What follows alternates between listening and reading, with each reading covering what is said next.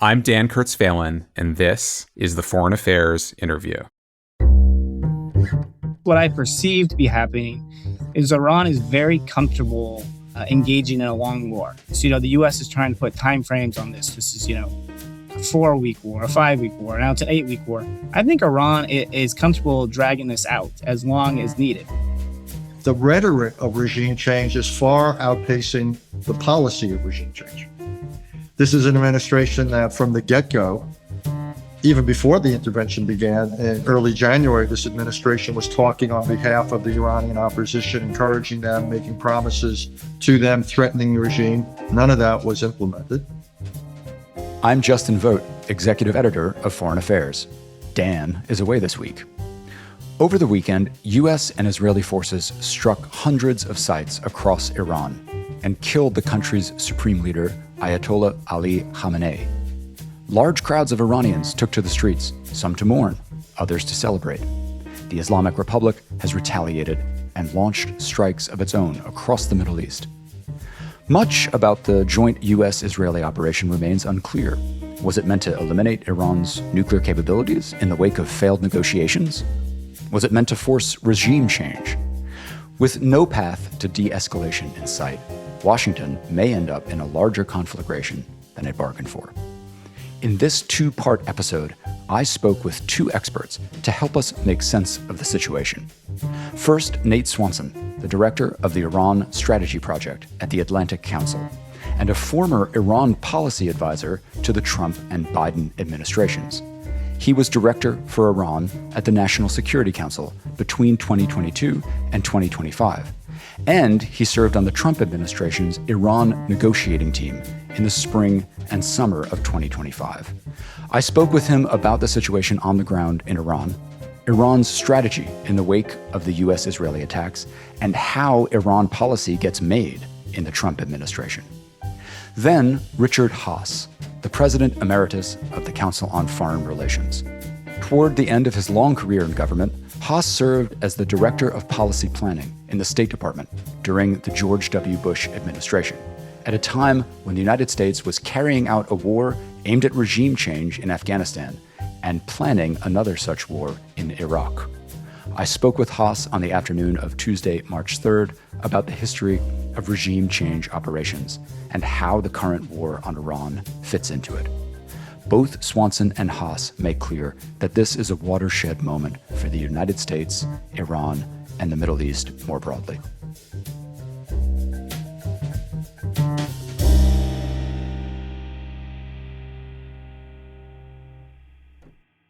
Nate Swanson, welcome to the Foreign Affairs Interview. Thank you for having me. I should note for listeners, because events are developing quickly on the ground in Iran and in the region, you and I are speaking on the morning of Wednesday, March 4th. Nate, before Operation Epic Fury began on February 24th, you wrote this terrific, really insightful piece for Foreign Affairs called Why Iran Will Escalate. And what you were doing was sort of trying to envision what might happen if the Trump administration decided to carry out the sort of military operation that they now have, obviously. And you talked about a lot of different scenarios where ways in which the Iranian regime could try to impose costs on the United States and its allies and kind of change the dynamic of the conflict, even in a situation where they were kind of very much outmatched military to military. We're now a couple days into this. I'm really curious to know what you make of the Iranian response so far. Have they escalated in the ways that you thought they might? And to the extent that they have tried to, have they managed to do so successfully? Yeah, well, thanks, Justin, for having me. I mean, the answer to that is mixed. I mean, on the aspects I've been right about, I mean, it's more bitter than a sweet to be right about bad things happening. So I think I should start with that. But, I think I got a few things right. I mean, first is that, Khamenei was definitely prepared to die, and I think he was very comfortable with being a martyr, and he was prepared for this moment. This is the supreme leader of Iran.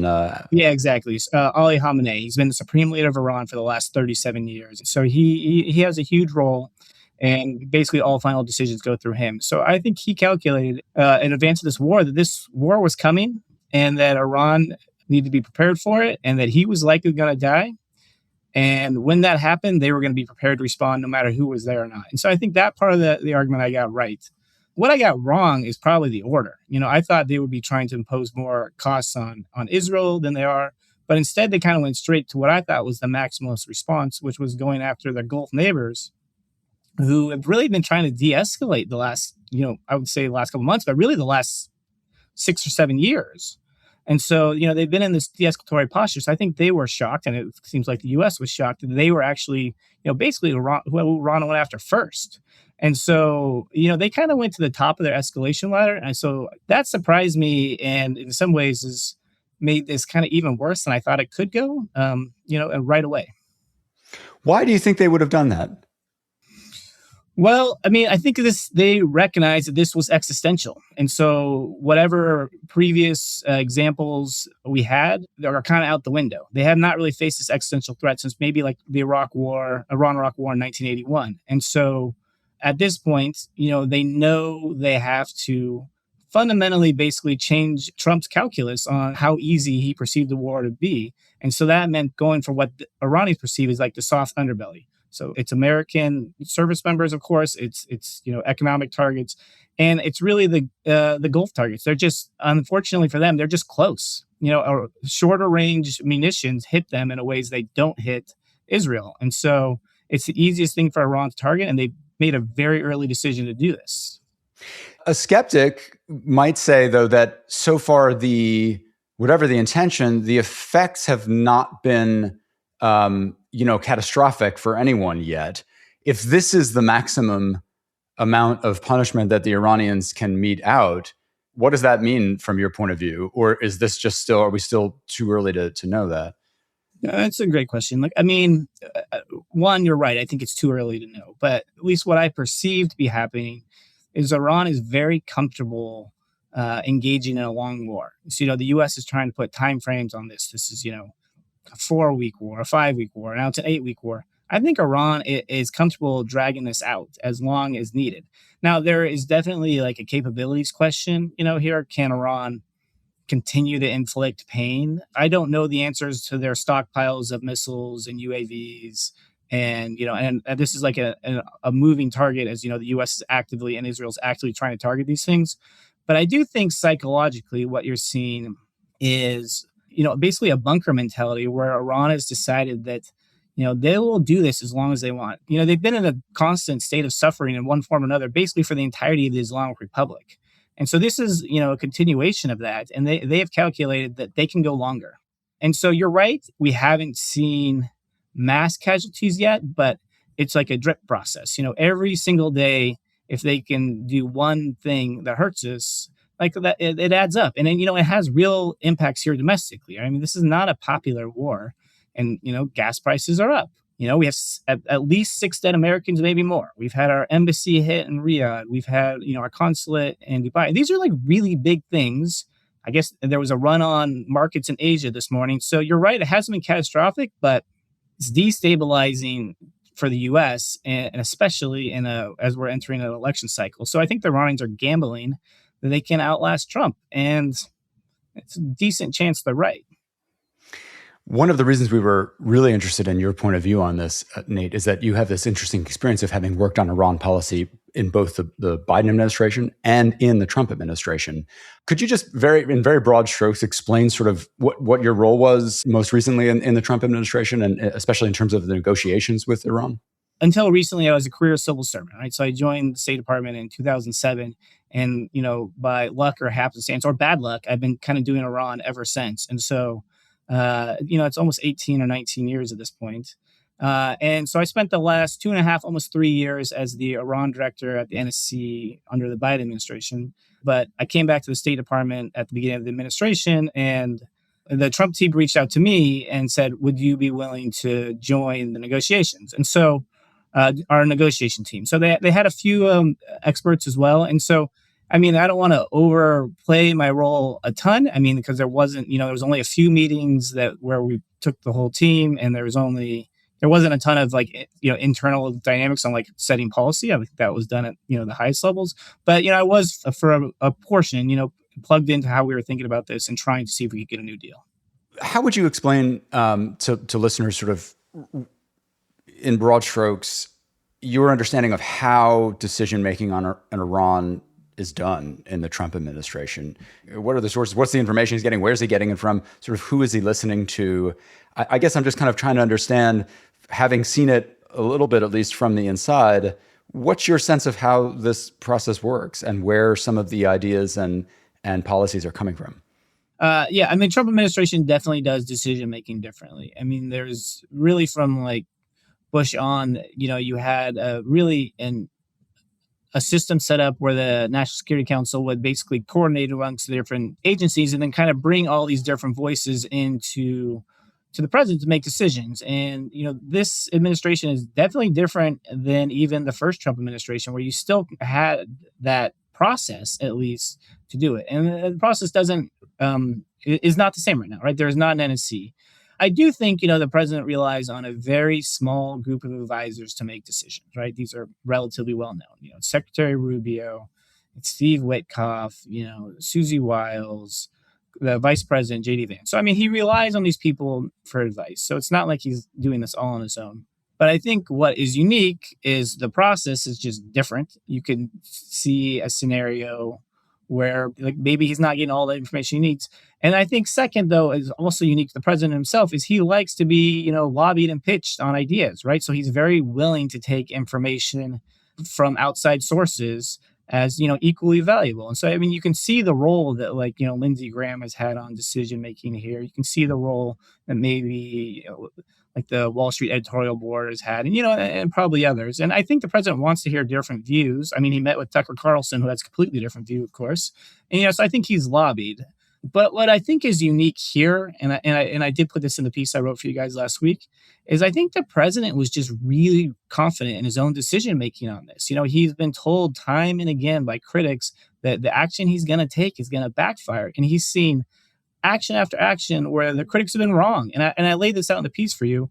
It just seemed like this time had the opportunity to be different because he might not have been getting all the information he needed, or just maybe just disregarding it. I mean, I can't say that for sure. I mean, we have a huge bureaucracy of intel agencies and defense. And I'm sure that information is part of the decision making, and you can see it in aspects. A lot of it now is in the New York Times, which is helpful for the rest of us. But I mean, so the information that is getting to him about regime succession seems like, pretty thoughtful analysis, and clearly it's getting into his decision making. But I think ultimately what's driving here is just the president's confidence that he would be right on this. And so I think that's what's different ultimately. Let's talk about the Iranian side for a second. I am a little bit surprised that the Iranian side didn't figure out some sort of way to give Trump a win that would have forestalled this. You were involved in the negotiations. What do you make of the Iranian negotiating strategy, especially considering that it's likely that some kind of negotiation will commence again at some point? Yeah, I mean, that's a great point. I completely agree. And I think it was either a fundamental misreading of Trump from the Iranian perspective, and specifically Khamenei, or maybe they read him correctly and they just decided that they're not going to work with him. And ultimately, that's kind of led us to the place we've been, because you've seen other adversaries and traditional adversaries who've been able to appeal directly to Trump, and that's effective. And the Iranians throughout both of his administrations refused to meet with him. And so more than anything else, just the fact they wouldn't engage with him, I think doomed this process from ultimately succeeding. But they also, at the same time, I think have really hardened their position since last June when they were attacked. The Iranian position here is that, and Khamenei's, really one of his founding principles is that the U.S. can't be trusted. And so from his perspective, they made, in their mind, grand concessions to do the JCPOA, the Iran nuclear deal in 2015. And then Trump came in and withdrew from it. And then, we didn't get back in under the Biden administration for a number of reasons. And so, I do think in the spring of 2025, Iran was coming off, this real weakness. I do think they approached this negotiation credibly, seriously. I mean, I don't know whether they would be able to make the changes they need to make or not. But since June, I think they decided, this is going to happen regardless. And so they did de-escalate quickly in June. But ultimately, what I think really changed our calculus was the Bibi meeting with Trump at Mar-a-Lago on December 29th. Right. At this point, it became clear. This is Netanyahu, Israeli Prime Minister Netanyahu, met with Trump in Mar-a-Lago. Yeah, sorry. Israeli Prime Minister Benjamin Netanyahu met with Trump, I believe, on December 29th. And it was, for me, it was just foundational because I think Iran was holding off on the hope that the ceasefire that the president announced after the 12-day war in June would just hold like indefinitely. It wasn't a great spot for Iran to be in, but, there was a possibility that they could just wait and reevaluate. But what came out of that meeting was that like this was not acceptable to Israelis, and Trump basically gave them the permission to attack when they want, where they want. Rubio has basically said as much in the last few days that at this point it was inevitable Israel was going to attack, and so that's why we felt the need to apparently preempt attack. And I think from Iran, at this point they saw no real off ramp right there, and so ultimately the offer that was put forward at the end, was really lacking. And like there was no chance that was going to get through. I think, Lawrence Norman did a great piece on this, I believe on Saturday, and that was not even in the ballpark what was possible. So this is, you mean the offer that the Iranians made at that point it wasn't close to it. Yeah. Yeah. I mean, it was significantly weaker than the deal Trump pulled out of in 2018. So like, there's just no way Trump was able to sell this to a skeptical base. And so, yeah, I mean, that never came close to meeting the mark. And so, yeah, you're right. Iran calculated that wasn't worth them to meet with Trump. And I think it, ultimately cost Khamenei his life.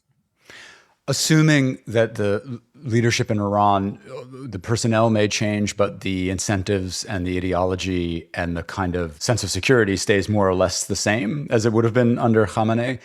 Can you imagine an offer at this point that the Iranians could make that they could credibly make, sell domestically, maintain legitimacy and power, and satisfy, whatever Trump's demands are? Is there something even you can imagine at this point that looks like that? This is basically what I've been trying to spend my last week figuring out, like what is the off ramp to this, and it's really hard for a lot of reasons. One, who are we even talking to on a new deal? Trump keeps talking about wanting to talk to these future Iranian leaders and saying, oh, they're all dead. So like, who are we talking to? Who is making decisions in Iran? We do not know the answers to these questions. And they're really big questions. And then I think, from the Iranian perspective, you're right. This isn't catastrophic results, but you could see a scenario where the president decides this is not worth it and he wants to exit this conflict.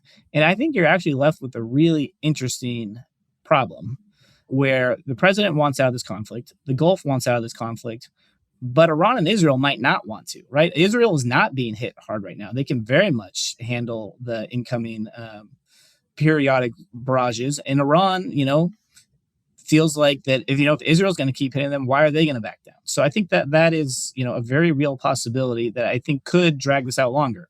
And then just as a secondary point to that, I mean, the upside, the good that could come out of this is that after this is all done, whoever takes power in Iran, which I have no idea who that's going to be right now, they're going to have to ask themselves, how do we get in this mess? And are we willing to make changes to have a different future? And they could go either way. They could decide, Khamenei made mistakes by not being aggressive enough, where they actually didn't go all the way pursuing a nuclear weapon. Maybe they change their mind.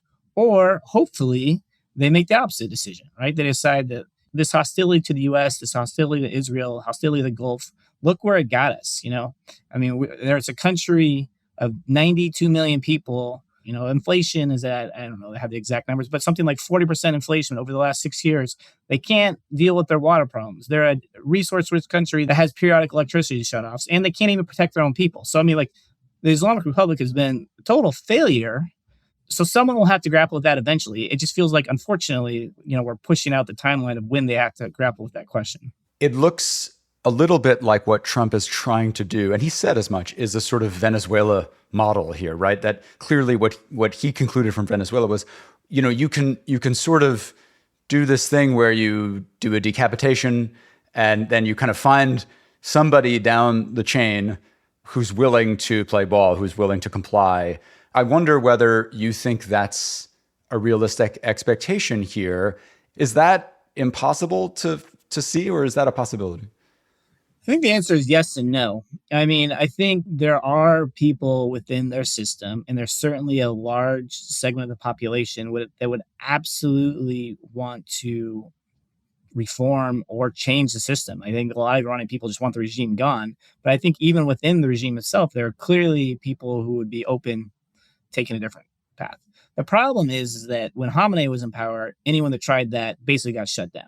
So in theory, a successor could choose differently, and kind of like the Gorbachev model or like the Jerry Adams model, right? Making fundamental changes. Sorry, using Russia or Northern Ireland as examples, where within the regime they decided that the foreign policy needed to change to survive, right? So that is hypothetically plausible.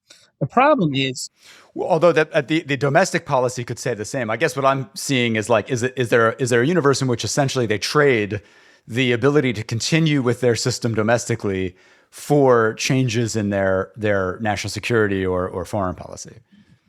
I think it's possible down the line, but right now it's not, because one, like, who would that person be? A lot of them are dead. Trump has said as much.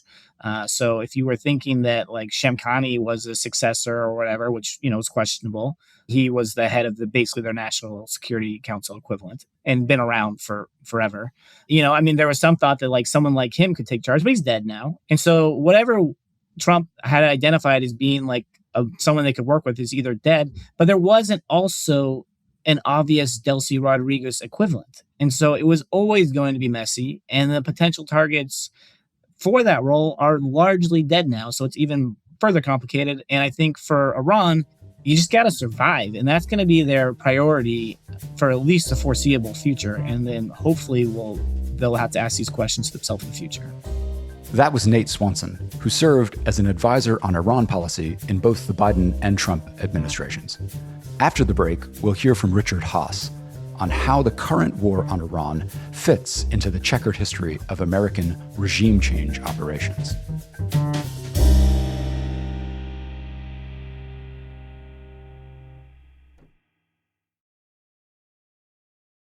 And now, my conversation with Richard Haass. Richard Haass, welcome back to the Foreign Affairs interview. Good to be back. I should note that events in Iran are moving quickly. Listeners should know that we are speaking late in the afternoon on Tuesday, March 3rd. Richard, back in January, after the Trump administration had carried out the raid that removed Nicolas Maduro from power in Venezuela, and as it was building up what Trump called an armada in the Persian Gulf, it looked like there was preparations for a military strike on Iran at the time. And you wrote this great article for FA that was titled "The Trouble with Regime Change." And in that piece, you wrote, in part, in the months ahead, Washington must make a crucial distinction between reacting to a change in regime that is underway and a policy of proactively pursuing regime change. The latter option, you wrote, ought to be embraced rarely, and then only after a number of questions are answered. Is it possible? Is Washington in a position to support it, given other priorities?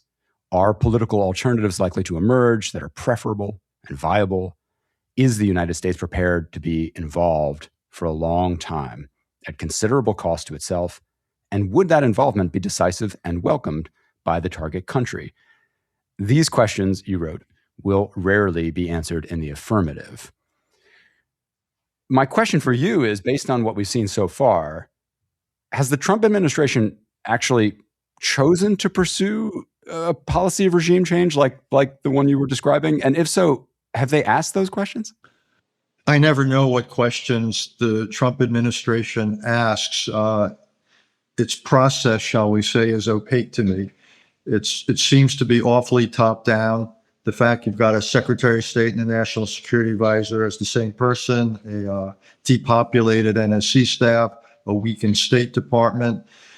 The whole interagency process seems weak. You've got your two principal envoys are both outsiders, if you will, who are not bureaucratically based. The one institution that seems to be largely operating fairly normally is the military, but the military doesn't do strategy. It looks at how do you implement the military component of policy, which is something qualitatively different. So I'd say that. Second of all, this is not an administration I thought that we'd be having this conversation with.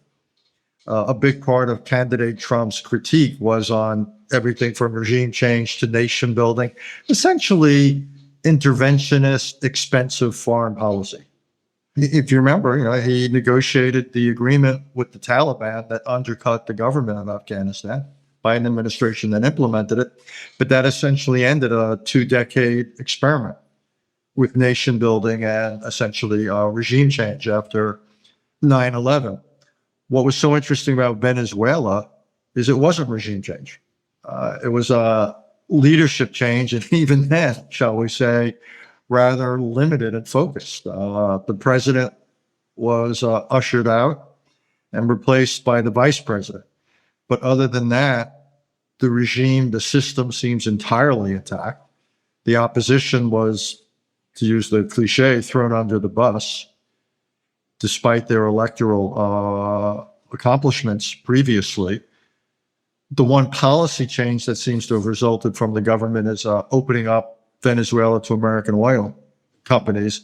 But other than that, Venezuela today looks an awful lot like Venezuela yesterday. And that was, to me, very much in keeping with the Trump administration, that it was allergic to large military operations that involved stationing afterwards, occupation, presence, regime change. Again, this is an administration, if you read the national security strategy, that the promotion of democracy, human rights, and the rest that's not a priority for them. It's not even a low priority for them. It just simply doesn't figure. So that was what's so odd then as we get to Iran. And here we are in early March, or we're not even a week into it, is how this is so inconsistent with everything I would have thought about this administration.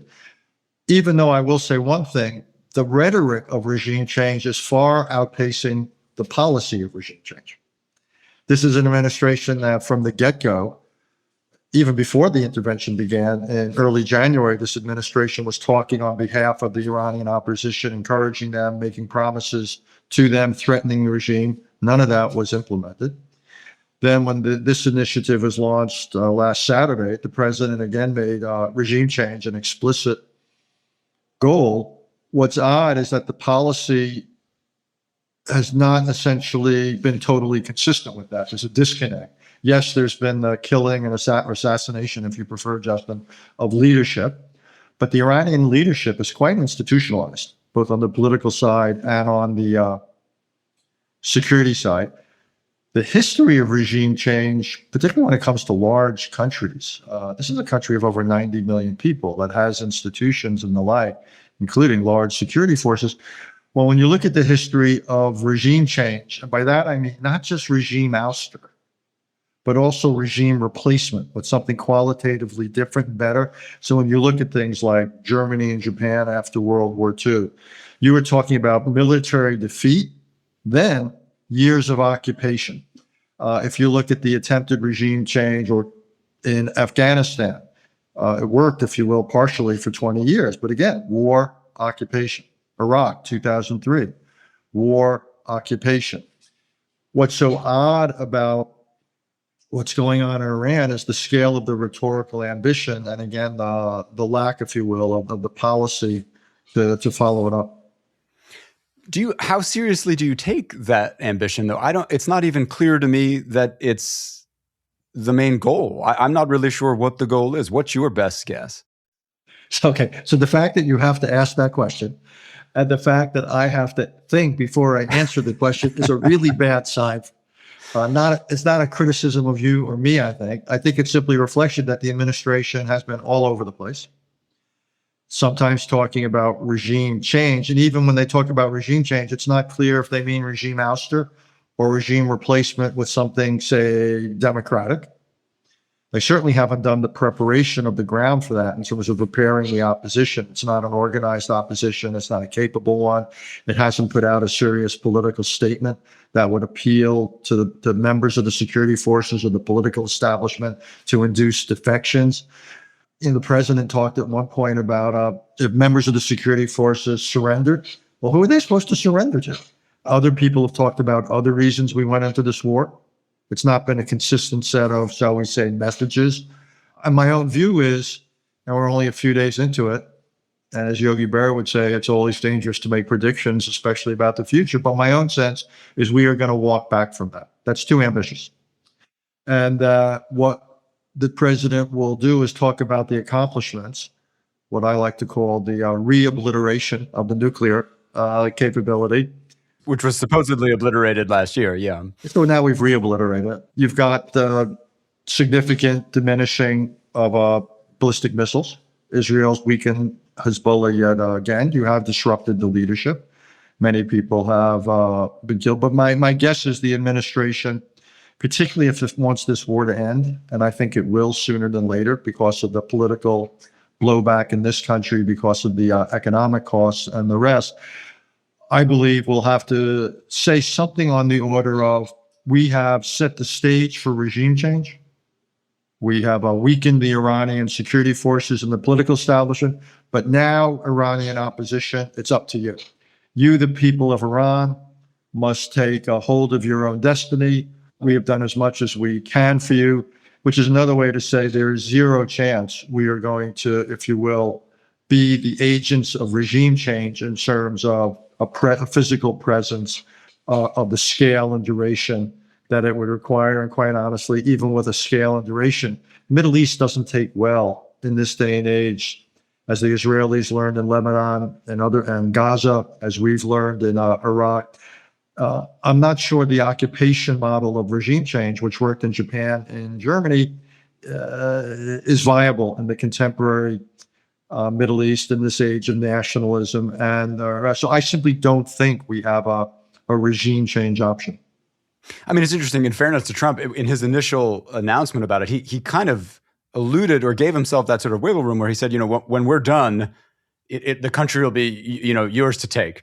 The question of what done means, of course, is, there's a lot of gray there.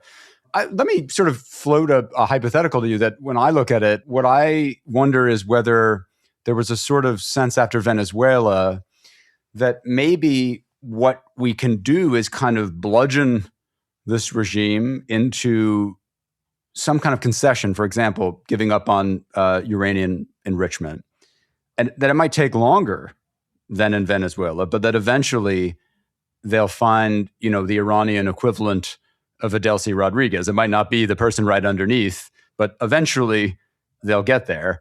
And they might not even need regime change. They might say, well, look, we got regime compliance. Is that possible? What obstacle would you see to something like that working?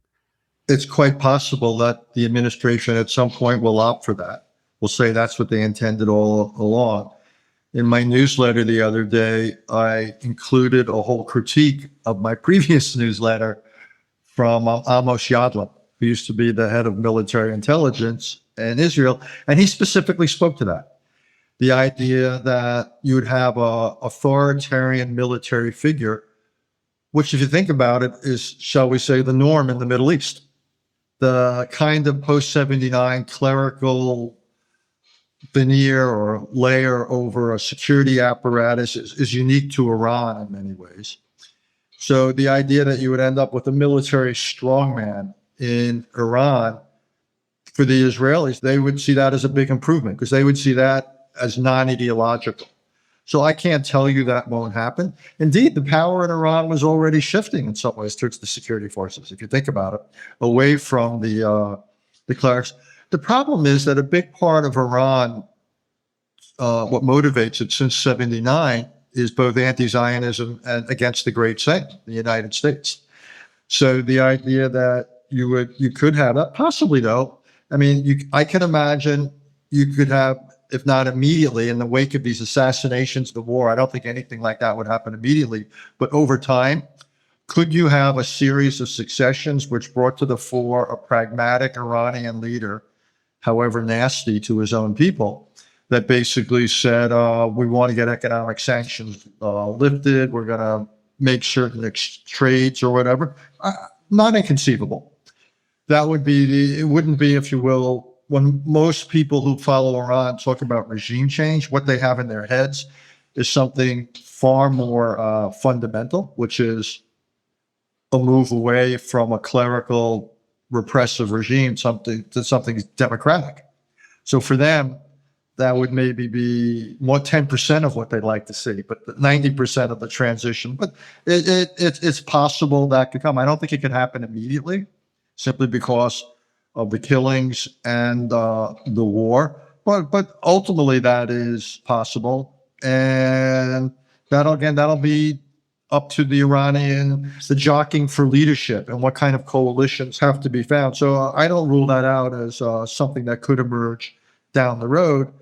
And that would be, getting back to what you said before, slightly more the Venezuelan model, where you have something that essentially it's 90% or whatever, the continuity, but you have different personas and maybe here and there some different policies. That's possible. But if that was your goal, then one would still have to question how we've gone about it. What do you make of Iran's response so far? Quite interesting. The scale of their military response, the number of countries they've hit, because you could have argued they'll be wary of doing such things. A lot of the neighboring countries were holding back, not offering us basing or overflight. Well, now they're not going to hold back as much. But I don't know to what extent the Iranian response may have been pre-programmed. I don't know to what extent the Iranian response is decentralized, in some ways anticipating the degree of decapitation that they have experienced. So I don't know, if you will, the timing of some of those decisions. But what's interesting to me about it is Iran, even though it's the far weaker party, has surprising resilience here, an ability to sustain war and bring pain to the United States through higher energy prices. Some of our servicemen have lost their lives, and to the neighbors. And they also may be in a better position to sustain this kind of a conflict because they've proliferated drones. What we are in short supply are of defensive systems against them, Patriots or other such systems. So as I think forward about where we are, my guess is the administration is going to think about how to scale back its emphasis on regime change.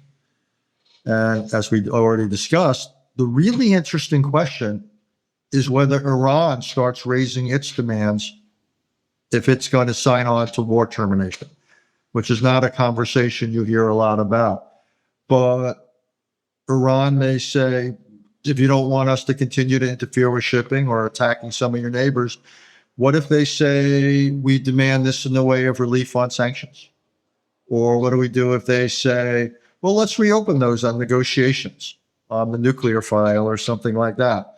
I hope someone in the administration is thinking awfully hard about war termination and what we would threaten, but also what we would have to offer in order to change the Iranian calculus from continuing the war to ending it. So we have to decide not simply what our definition of success is, but we also have to really think through what is it we are prepared to put forward to change the Iranian calculus. You said you hope that someone in the administration is thinking about war termination. Whoever that may be would also then need to kind of, their thoughts about it would have to filter up to the president somehow, which my question in that context is, who do you think Trump is listening to when it comes to Iran policy? And I'm asking this because I'm struggling to see who within his administration and even within his sort of wider orbit was really advocating to start this war now. I was a little surprised, sort of, and I'm just wondering, do you have any idea what centers of kind of power in the administration or in the Trump orbit are the Iran hawks that kind of pushed for this?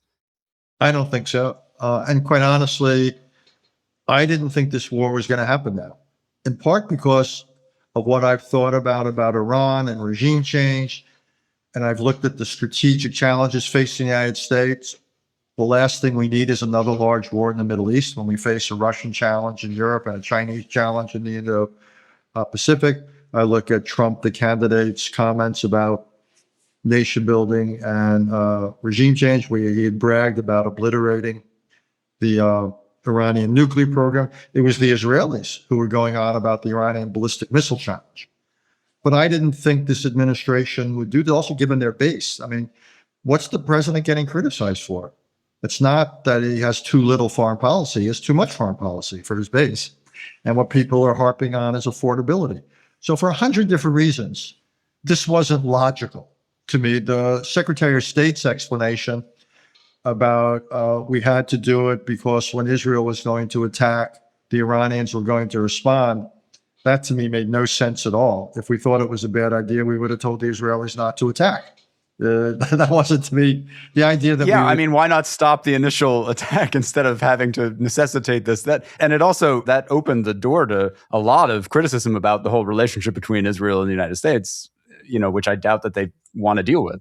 Exactly, and I worry about some of the knock-on effects of that if this goes badly. There's no organized center of decision-making. Again, you've got Messrs. Witkoff and Kushner doing the negotiations. Reportedly, they came back and said Iran wouldn't agree. I had two reactions to that. What was the scale of the demands we were giving Iran? It's one thing to say they wouldn't agree to something, reasonable compromise on nuclear or ballistic missile or what have you. But if we were saying zero this and zero that on missiles and nuclear, no support for proxies, that would be a negotiating position designed to fail if it was that far-reaching. Second of all, I found it rather remarkable that supposedly they reported back that after 2 sessions that the Iranians were not serious about compromise, that they've persisted for close to a year with Russia on Ukraine.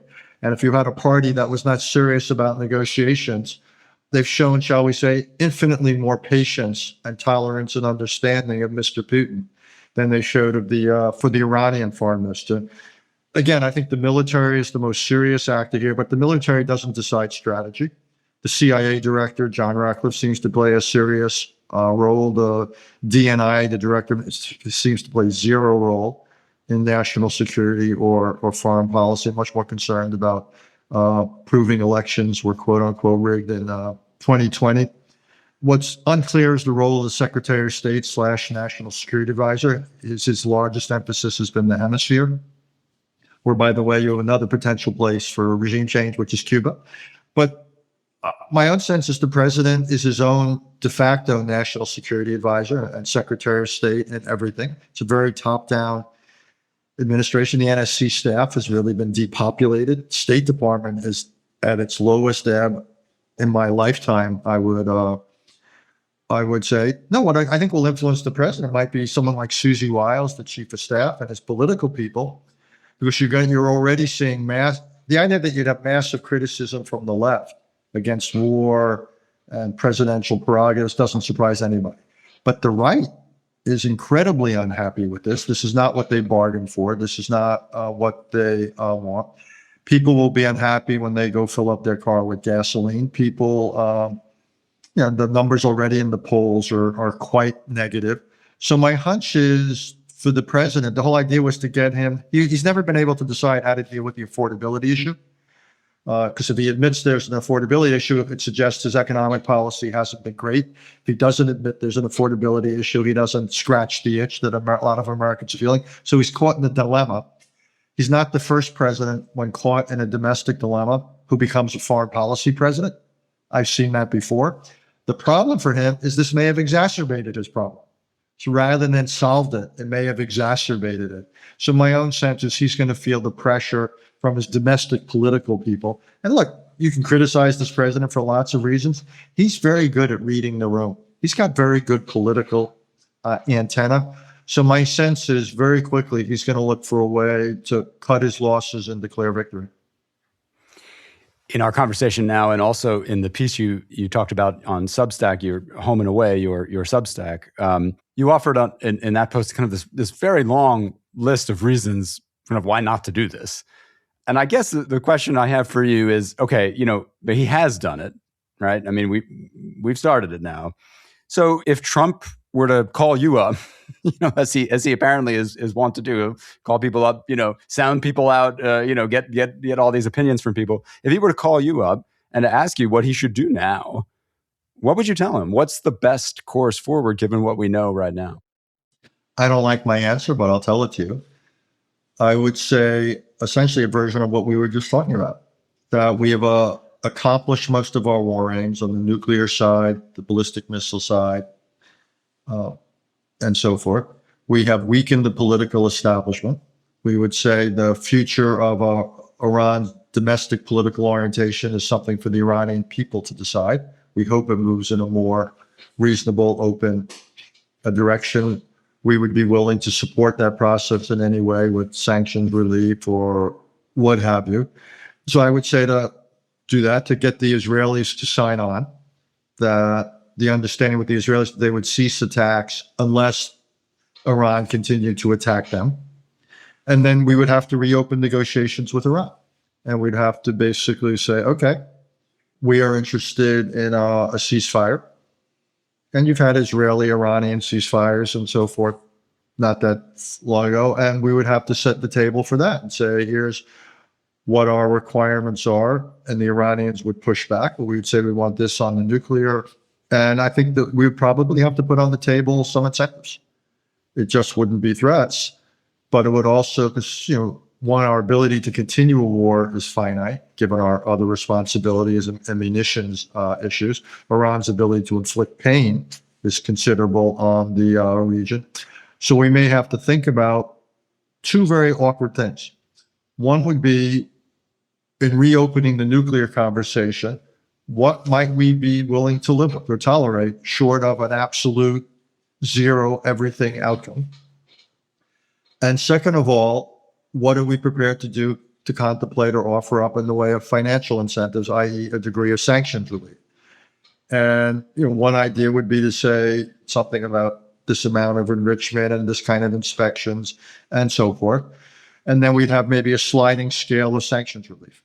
We would say that if you agreed to this, we would do this degree. If, however, you made these political changes or whatever, we might do a little bit more. And that way it doesn't look like we've deserted the opposition and so forth. But I think it would probably take something like that, a diplomatic thing and an economic dimension. And and the president, again, he could say, he obviously, we killed the Ayatollah, the Israelis did, we weakened Iran's military capability. They will build some of that back. So I would tell him not to use words like obliterate. What you've done is you've set back the Iranians significantly. But so long as you have a regime that has ambitions, and this Iranian regime continues to have ambitions, we have to think that this is, how would I put it, this is a situation at best has been temporarily managed. It's not been permanently solved. I would wish good luck to anyone telling President Trump that he has to kind of, not oversell the achievement, but the point taken. I mean, really what you're describing almost is the Iranians, it sounds like what you're saying, have to come up with a way of presenting something that looks a little bit like the JCPOA, the Obama era nuclear deal, but like a little bit better, and allow Trump to say, well, you see, it was only because I took this action that we got a better deal. 100%. And I always thought the biggest weakness of the JCPOA, and I think the administration made a mistake in its negotiations beforehand, was the so-called sunset provisions.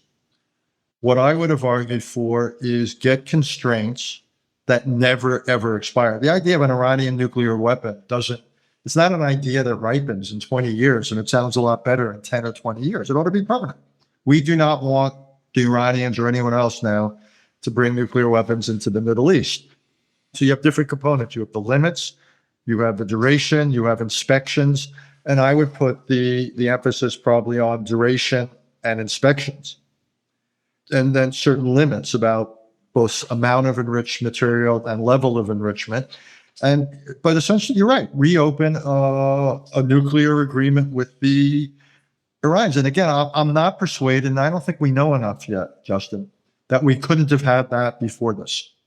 It is not, I've not seen a persuasive, it's post-mortem, whatever phrase you want to use, tick-tock of the history of the Witkoff-Kushner negotiations.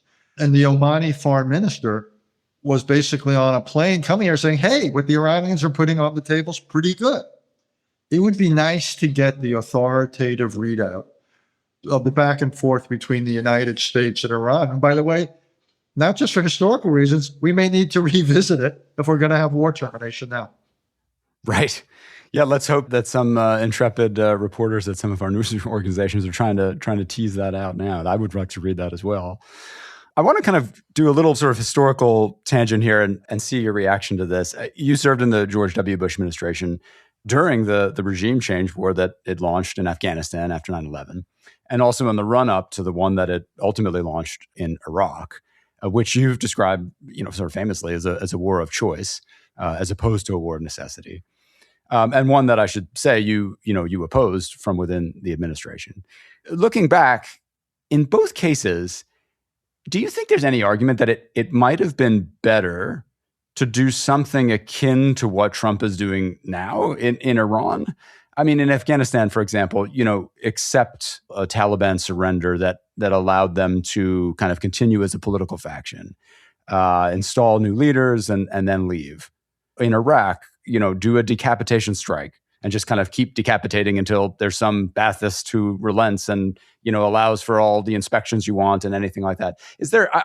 I'm trying to imagine a kind of approach to those conflicts that would have looked like that. What do you think? It's always the Venezuelan model. What you're basically talking is a degree of leadership change without systemic change. We used to actually look at that in Iraq. The shorthand for it in the government was Saddamism without Saddam.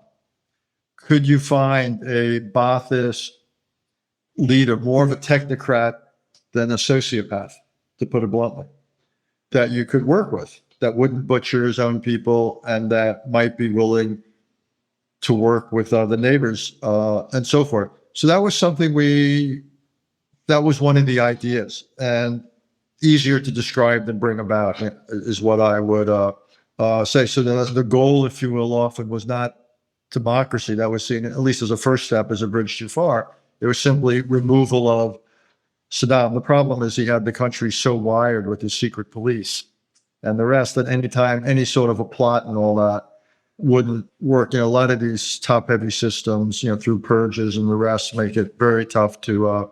But no, that idea occurred to us. It would have been, if you will, a low-cost, not solution, but preferable outcome, either as a new plateau or conceived as a way station.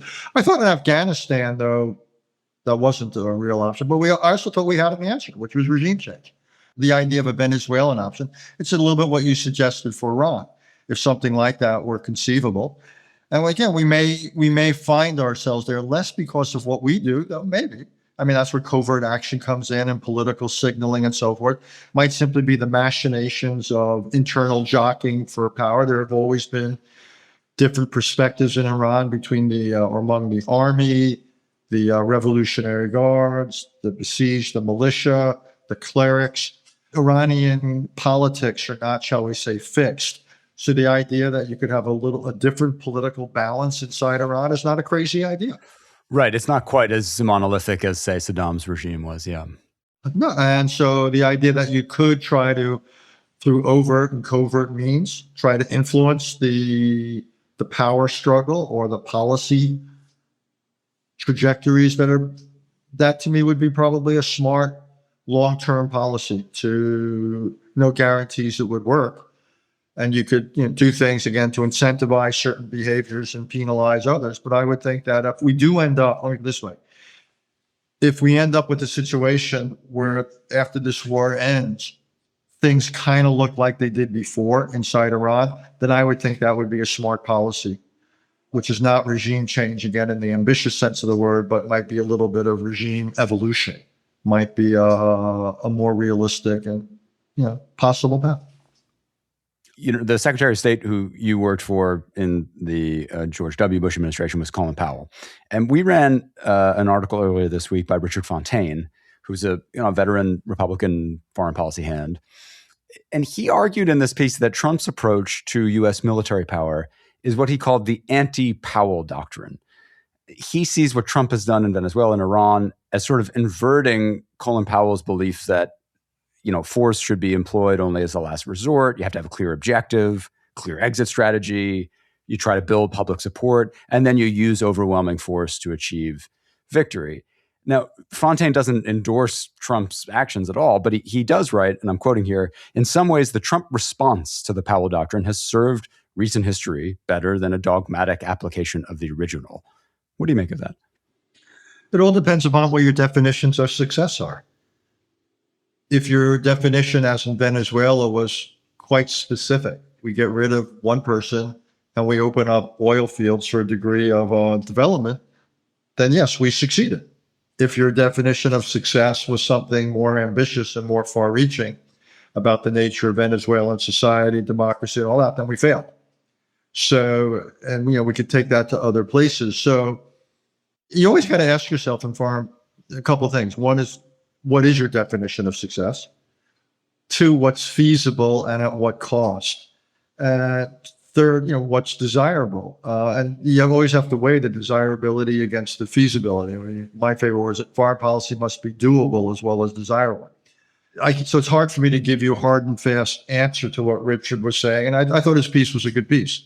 I liked the way he juxtaposed Powell's rules against Trump's. And I had some issues with Powell's rules. I never thought that force necessarily should only be a last resort, because yes, that was politically popular, but what if there was an opportunity? Well, interestingly enough, that's what the Trump administration did here. They thought there was an opportunity to go after the leadership, so force wasn't a last resort. The problem was, again, they misread the nature of Iranian political leadership. They thought decapitation was a real option when it wasn't. And more broadly, if you're going to do wars of choice, and particularly preventive wars of choice, all of which reinforce the fact that you didn't have to act, it really helps to build yourself a political base and a little bit of cushion. And that's where going to the public, showing that diplomacy couldn't give you an acceptable outcome. I mean, when we had the last particular war of necessity, which I was heavily involved with, which was the Gulf War, we spent over 6 months doing diplomacy and sanctions. And when we finally used force on behalf of what I thought were vital interests, it was only after the other tools were shown to have failed. But so the idea that you go to a war of choice that you didn't have to fight, certainly not now, without having demonstrated that other instruments came up short and you couldn't live with the outcome, that just seems to me politically incredibly risky. And that's why I think, again, if I were a betting man, I think this president's going to have to find a way to cut his losses politically. It was remarkable how little effort went into any kind of effort to make the case to the public in support of this. It is remarkable. And one of the few rules of wars of choice, if you are going to conduct them, is you've got to go to great lengths, because it's a little bit like being out there on a high wire without a net. If you're fighting a war of necessity, like, say, Zelensky's fighting in Ukraine, you're forgiven a lot because you got no choice. There is zero choice if you want to survive. Or if one side invades another, like happened to us in Korea in 1950. People understand what you're doing. Where we got in trouble in Korea is when the war of necessity morphed into a war of choice, when we went north of the 38th parallel and tried to unify the peninsula by force. One, it's not just that we failed and it was a costly failure, but we hadn't made the case for why that was necessary.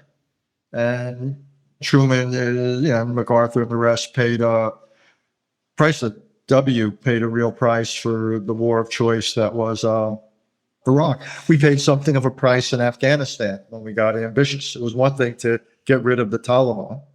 And it comes back to your point before. Was there an alternative to the Taliban that didn't involve nation building? Didn't seem so at the time, just to make clear. I was heavily involved in that. But again, I think you've got to ask yourself those questions. But this administration here, to sort of have an ambitious policy using words like regime change without any political preparation, wow, that is, it seemed to me it reflected a real misreading of the situation in Iran, and a kind of, the other thing we haven't talked about, I think after Venezuela, I can't prove it, but I sensed it, Justin, there was a degree of confidence, hubris, that we were masters of the universe. The military could accomplish anything. The United States could accomplish anything. Indeed, when President Trump in early January, if I have my dates right, told the Iranian leadership, don't kill people or else, and they essentially blew us off. I think that showed kind of the post-Venezuelan arrogance, that we were riding high and no one in the world would dare stand up to us. Well, guess what? They did dare stand up to us. You wrote in your Substack piece that you suspect that Chinese leader Xi Jinping and Russian President Vladimir Putin are probably enjoying this, or sort of happy to see Trump take this step. Why do you think that? For several reasons. One is it's a great strategic distraction. To the extent we're worried about the Middle East, we're not focusing on Europe or Asia. Second of all, we're going through munitions like there's no tomorrow. And for Putin, that's a tremendous advantage. I mean, what does Ukraine need more than anything else? Things like Patriots. Guess what's not going to be on the shelf? Things like Patriots. And if you're, China and you're looking at Taiwan, again, this is good news. Yeah, they might be a little bit uneasy with this damage. This reminds them of Trump's unpredictability, and neither Putin nor Xi Jinping are comfortable with unpredictability. They're both very methodical people, shall we say. But all things being equal, the United States that's bogged down in the Middle East, divided at home, using up munitions, fanning the flames of let's come home, kind of come home America, I would think, plus also demonstrating the right, quote unquote, of a great power to intervene in nearby places or what have you. I would think all of these are being, shall we say, welcomed. I saw the other day, Putin gave some comment about criticizing us for violating international norms. Now, I don't know the word for chutzpah in Russian, but whatever it is, it applies. But so my hunch is he took more than a little pleasure at sticking it to us now. Yeah, I mean, I can see that. On the other hand, I think it presumes that we're not successful here in some way, because I can imagine an argument that a somewhat successful move against Iran could disadvantage both China and Russia in various ways, whether it's oil and gas supplies to China or arms with Russia. I mean, in a sense, they may be happy because they think it's unlikely that we're going to succeed. But if it did work, then I would think they would see it as a cost, no? Fair enough, though Russia will like the higher gas prices, higher energy prices. They'll love them. China has insulated itself pretty well. China's been very systematic through their own equivalent of a strategic petroleum reserve and the like to reduce their vulnerability to supply disruption. But you're right. If this were a stunning success that showed the willingness and ability of America to intervene effectively to bring about outcomes, to some extent like Venezuela, but on a larger scale, yeah, I think it would unnerve them a little bit. But that's not happening. Where this is not being done cheaply, and it's not clear that, shall we say, the results will measure up to the standards of success that we set for ourselves. It's an ironic thing if you think about it. If we had never talked about regime change here, and we had simply gone in and said, we're here to deal with the nuclear issue, which has arisen again. We thought we had taken care of it, but we hadn't. Obviously, the ballistic missile issue, maybe support for proxies and terrorism. We're going to deal with that. And just left it at that. Think about how much better this would be. Because then we wouldn't have to explain why we fell short. We wouldn't have encouraged Iranians to come out in the street. Part of me thinks, or if our goal was regime change, then I would have said, don't use military force. There was no need to do it. Don't bring the armada in. Instead, focus on economic pressure. That was the Achilles heel of this regime. What was bringing Iranians out into the streets in late December? It was the economy. The currency was in free fall. So I would have said, play the long game. There was nothing that Iran was doing with ballistic missiles or nuclear that was an imminent threat. I would have said, keep an eye on it, but play the long game. Try to bring about regime change through some kind of, strengthen the opposition, try to organize them, get them to put out a statement of policies that might induce defections from the security establishment, and double wherever you could, go after tankers, maybe put economic pressure on the regime. That would have been an interesting policy. What didn't make sense was to marry the use of imminent military force now with regime change. So I thought the administration had options to either focus on the military and never mention regime change, or focus on economic and behind the scenes political help and focus on regime change, but not use the military. Strategy is the relationship of means and ends, and they got it exactly wrong when it came to the means and ends of policy. I think that's probably a good place to end it. Very, very sharp point there at the end. Richard, thank you so much for all your insight and for your time. Justin, thank you. And thank you and Dan and others for continuing to put out the best magazine in the world about the world.